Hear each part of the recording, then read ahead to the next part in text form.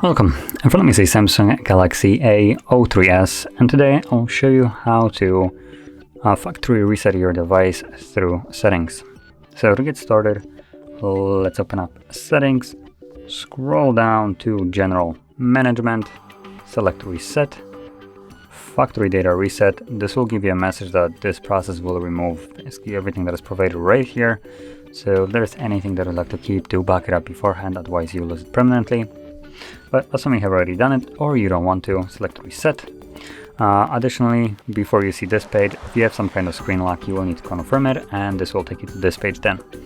So from here, select delete all, and this will begin the process. Now this will take a couple minutes, and once it's finished, we should be then greeted with the Android setup screen.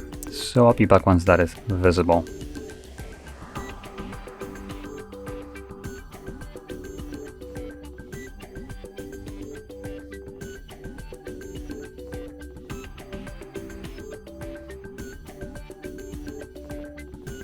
And as you can see, now the process is finished and you can select your device however you like.